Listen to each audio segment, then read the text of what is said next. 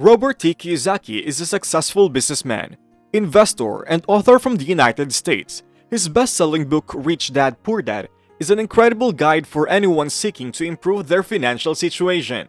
Kiyosaki has made a name for himself by discussing topics related to money and finance that aren't covered in the classroom. But for today, this is The Financial Bridge, and we will be talking about Robert Kiyosaki's thoughts on the need to spend rather than save money, since it gives an in-depth account of the Federal Reserve's recent actions and describes the grave dangers facing the international economy.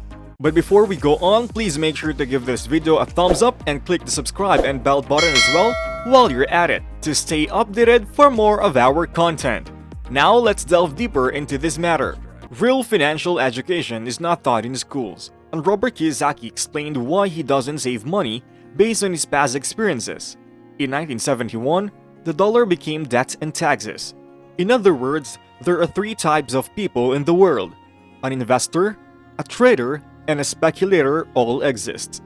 Personally, he sees himself as an investor rather than a trader because the latter would merely be a buyer and seller, as in the case of real estate.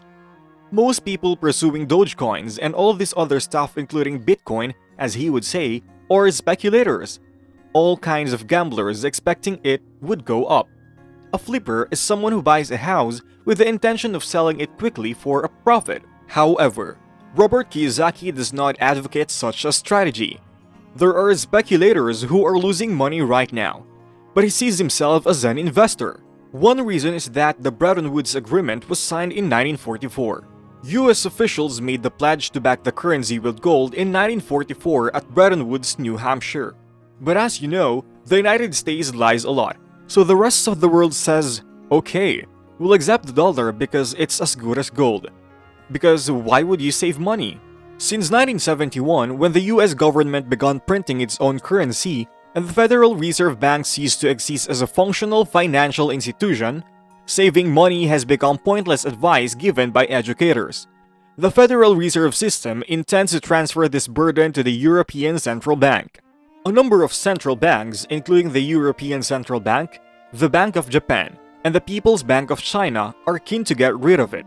Right now, the only way for money to enter the market is if the Fed produces money. Commercial banks such as US Bank, Bank of America, and Wells Fargo receive the funds and then provide loans to customers. But if the Fed currency is released, they won't need these institutions, and the only way people can access money right now is through credit cards, mortgages, and school loans, none of which will exist in the future. Then, they resort to Marxism, or communism, and hand out stimulus checks in the form of universal basic income. Since businesses no longer require these middlemen, they are bypassing them and sending you money directly. It's termed totalitarianism, because the government has complete power over every aspect of an individual's life, from their thoughts to their breathing, to their injections, to their money, to how they are obtained, to where it is spent, to whether or not they are permitted to travel. Robert Kiyosaki's generation, the baby boomers of the 1960s and 1980s, was not fond of investing in the stock market, because back when he was a kid, the common perception was that stock market investors were just out to gamble. What caused such a sudden influx of people into the stock market? The 401k plan was introduced in 1974. And he hadn't dared touch his yet. He has no interest in contributing to a retirement plan like a 401k or individual retirement account, and he doesn't need to because, as a business owner, he is responsible for the growth of his own wealth. Due to lack of interest from his generation, it was necessary for them to take action. That's why the 401k was developed between 1960 and 1980. People didn't trust the stock market and wanted a safer way to invest their money after the market disaster from 1987. Then, Greenspan emerges. He works for the Federal Reserve. Remember that the Federal Reserve is not a government agency, and that when Greenspan presented his ideas, he did so with a PowerPoint presentation. As Robert Kiyosaki would say, Plunge Protection Team, Greenspan Put, or Don't Fight with the Fed are all names for this group. If you were investing with Greenspan, you would be protected by a plunge protection team every time the market took a nosedive. The boomers of his generation are succeeding then. Whenever the market falls, the Federal Reserve and the Treasury will always come to his rescue. And that day has come. Here in the United States, we have what are known as zombie corporations, of which 20% are included. These companies are technically bankrupt but are kept afloat by the Federal Reserve. This is communism. In any case, stock prices are safeguarded. The Federal Reserve and other world central banks have just begun buying gold, making it a safe bet that gold's price won't fall. They'll make an effort to keep the gold price high. So I'm not a big fan of the stock market, but gold and silver are both rising in prices as more gold continues to pile up. If you invest in these equities, the government guarantees you won't lose money. If you want to know why gold won't crash but crypto might, that's why. The Fed doesn't want it. Therefore, dear viewers, you need to sharpen your wits, as what possibly hasn't happened yet is a Fed currency or a yuan coin, a Chinese one that would obliterate the Bitcoin. The point that Robert Kiyosaki is making is that everything is controlled. The entire thing is fabricated. During 1980, the Hunt brothers from Texas attempted to corner the gold market through manipulation of the silver market. The price of silver reached $50 per ounce in 1980. What's happening is intriguing. But remember that everything is influenced on a larger scale. That means that Wells Fargo would be extinct alongside the Federal Reserve coin. While he thinks this is likely scenario, he can't guarantee it. The only way money enters into the system is for individuals like you as capitalists to borrow money. Therefore, the arrival of a Fed coin would be disastrous for him. He gets his money by having excellent credit, and he and Ken McCroy borrowed $160 million. He finds it ridiculous because people like him can acquire a credit card where they get a student loan. But that doesn't stop people like him from using it to fund their careers. Because his poor father was a Marxist and taught people that capitalists are crooks. And because of this, there is a lack of financial education and an abundance of crooks in the world. Furthermore, there are also what we call the crook ministers. It is not the money, it's the people. And our educational system which is not set up to teach you about money. Because Robert Kiyosaki believes the former President Obama favors those men. In the same way that cash flow from a house is a verb, an asset is a noun. The addition of a verb to a noun reveals whether the item is an asset or a liability. A liability is a source of negative cash flow. It is considered an asset if it results in a positive cash flow. One of Robert Kiyosaki's assets is the 7,000 rental homes he owns. Money keeps coming in every month, although many of those with the large mansion on the hill are actually bleeding to death. Aside from food, taxes are the largest expense for most people, which is something the poor don't realize. The wealthy avoid working for pay since taxes are their primary financial concern. So, if he obtains a job, he will be bringing in earned money, and he invests in a portfolio. He will be bringing in passive income. Earned income refers to money that a person receives in exchange for their labor, such as a doctor or programmer, while capital gains such as the profit made by selling an Apple iPhone for $20 instead of $10 fall under the category of income generated by the person's investments.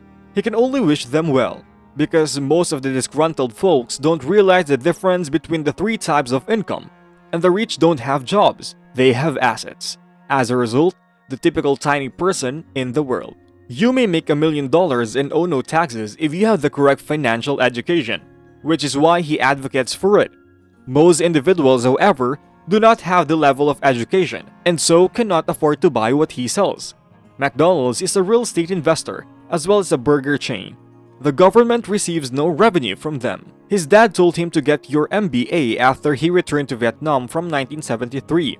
His father was merely practical in his advice that he study real estate if he aspired to financial success, but he shot back that he would never learn to use debt as money because the US dollar had become debt in 1971. Therefore, if you master the art of using debt as money, you will never again have to argue that you are financially unable to get things you desire. After the market collapsed in 2008, the banks handed me $300 million in tax-free funds to invest in real estate that the dummies had lost. Don't you know that buying at the peak of the market is a bad idea? No. This is the derivatives market, which was hit hard by the subprime mortgage crisis. Wall Street paid us hundreds of millions of dollars to sweep up all that real estate after the market crashed due to the actions of the MBS and all that stuff. It was over for these guys. When asked by the typical guy, why don't you utilize debt? The question is now fair because everyone may do it. The current state of affairs is that people have so low credit scores that they are unable to obtain a loan. They believe those with wealth are dishonest, but rich just operate under a different set of rules. Which is why the stock market was established. That sector of the economy is soaring to new heights on the back of counterfeit currency. When it comes to real estate, we simply do not understand how New Yorkers make ends meet. They say there's no inflation, but have you seen the price of food lately? Robert Kiyosaki was looking at an apartment and it cost him $55 million, just like real estate in Silicon Valley, where no one can afford to live. There are multiple bubbles, including a real estate, student loan, and healthcare sectors. His generation's baby boomers are about to begin retiring, but there isn't enough money to go around. Social security is broken, pensions are broken, students are broke, and the government is screwing everybody over the piling on debt. That's not economics, it's bubblenomics. But you won't learn this in class, and nobody seems to understand why we need so much paper currency. For the simple reason that it's an addiction, and they want to save something. You know, it's like heroin. You take one shot and think, oh, this is fine, I'll stop next week. But then the economy tanks and you can't. Since Trump slashed our taxes here in the United States, it's only getting worse. So 2008, what transpired then? They called it the Great Depression and used money printing to end it, but they didn't actually fix anything. Derivatives doubled from $70 trillion to $1.2 trillion in the intervening years. As a result of the recession, the PhD requirement was implemented because this doesn't give the complete story. Helen, the PhD, just confirmed that they do in fact own PhDs. Well, it's not so dissimilar from the long-term capital ITCM, which also boasted Nobel laureates in its ranks.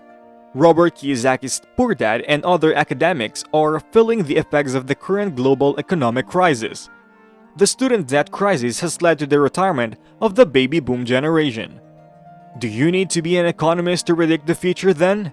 The national debt to GDP ratio is 109:109.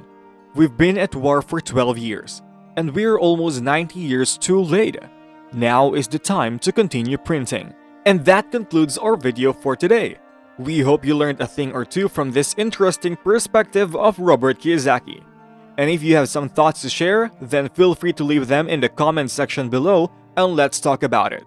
But for now, thank you for watching. This is The Financial Bridge, and please make sure to give this video a like, subscribe, and click the bell button as well for more of our personal investment and financing videos.